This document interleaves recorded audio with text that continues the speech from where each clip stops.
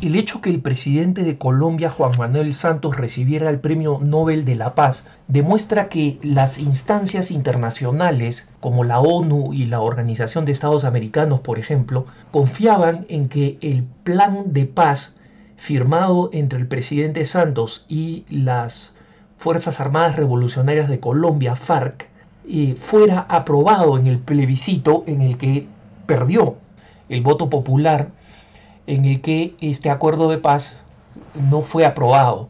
Y cuando uno lee la cobertura de la prensa internacional, se sorprende de ver la sorpresa con la que los medios reaccionaron a algo que en realidad para los que estaban en Colombia se veía venir. La realidad de que el acuerdo de paz perdiera. No por muchos votos, pero por suficientes como para bloquear su aplicación y forzar a nuevas negociaciones con la FARC. Las personas que votaron por el no, que son la mayoría en Colombia, ¿estaban opuestas a un acuerdo de paz? Obviamente no. Todos los colombianos quieren un acuerdo de paz. Son muy pocos los grupos que prosperan con la violencia y son personas marginales. La mayoría de los colombianos, la gran mayoría de los colombianos, el colombiano decente de a pie, desea la paz y desea que se acabe el movimiento guerrillero más largo de la historia de América Latina. La pregunta no era esa, y acá está el mal cálculo del presidente Juan Manuel Santos. La pregunta es, ¿qué precio los colombianos están dispuestos a pagar por esa paz? Y el voto por el no fue un voto que, a mi modesto entender, es consecuencia de dos factores muy importantes en estos acuerdos y que han sido mencionados hasta el cansancio por distintas fuentes que representan a los grupos que impulsaron el voto por el no en Colombia. En primer lugar, los términos del acuerdo con la guerrilla respecto de la justicia que debía aplicarse a secuestradores, asesinos, traficantes de drogas dentro de la FARC. Y en segundo lugar, el hecho de que otros temas completamente ajenos a un acuerdo de paz, como la ideología de género, se terminaran filtrando en los acuerdos impulsados por el cogollo, el grupo de la izquierda liberal colombiana, que fue básicamente la que escribió el acuerdo de paz. En primer lugar, los acuerdos concedían una incorporación política prácticamente automática para la FARC y casi ningún tipo de justicia para los que han cometido crímenes siendo miembros de la FARC, comenzando por su líder, que conocemos por el alias de Timochenko, y muchos otros líderes regionales de la FARC. Este hecho, que no se pague el precio del mal cometido como una manera de integrar a un grupo de rebeldes a la sociedad, no era aceptable para una gran mayoría de colombianos. Justicia y paz, sí, pero paz con justicia conmutativa, es decir, la justicia que, según explica Santo Tomás de Aquino, que vela porque el mal sea reparado. El que hace algo mal tiene que pagarlo. Para eso existe el sistema judicial, el sistema carcelario de una nación, para que se repare la injusticia cometida. Al cristiano le corresponde el perdón y la misericordia, pero a los estados les corresponde aplicar la justicia. Es la única manera como se garantiza la convivencia social. Entonces, el hecho que la iglesia en Colombia, los obispos en Colombia, hayan tomado una posición neutra, dejando a la población elegir y discernir de la manera más clara, muestra que los obispos que siempre han impulsado el acuerdo de paz y siempre han apoyado un acuerdo por la paz en Colombia, sabían de las limitaciones del acuerdo y que efectivamente finalmente el soberano era el que tenía que votar y elegir, y eligió que no. Esto por un lado.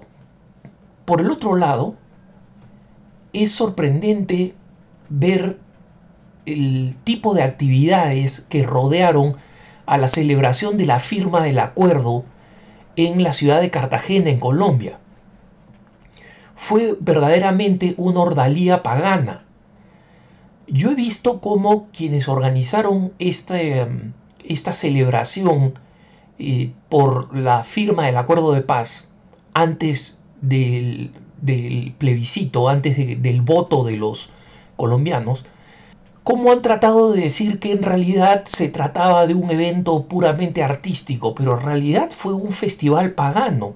Utilizaron ceremonias de adoración a la tierra, a la madre tierra, ceremonias de bendición de indios, de indígenas precristianos, y esto resultó tremendamente ofensivo para los católicos y para los evangélicos, que un evento de esta naturaleza se celebrara con una tremenda puesta en escena pagana, tremenda puesta en escena pagana.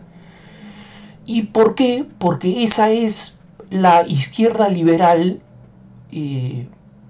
colombiana, y no solamente en Colombia, la que empuja la ideología de género, en general este tipo de izquierdas liberales en nuestros países, es profundamente anticristiana y en consecuencia naturalmente va a tender a producir ceremonias y celebraciones.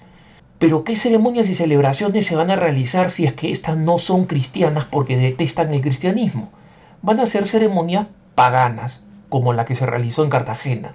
Y después se quejan del tipo de cobertura que recibió este evento y de cómo terminó impulsando a muchos católicos y a muchos evangélicos colombianos a definitivamente decidir votar por el no, porque estaban viendo un acuerdo que ya les parecía sospechoso, que ya les parecía demasiado débil para con los militantes de la FARC, poco justo en términos de justicia conmutativa, como decía antes, y al mismo tiempo muy poco claro en el tipo de beneficios que iban a recibir los que deponían las armas, especialmente respecto de las penas que tenían que pagar.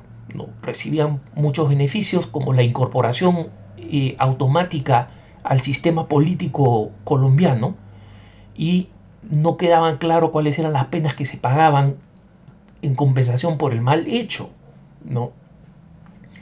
Todo esto ya producía suficientes dudas cuando se produjo este aquelarre, esta celebración completamente pagana, llena de brujos, de ceremonias a la tierra, sin ninguna referencia a la identidad cristiana mayoritaria de Colombia.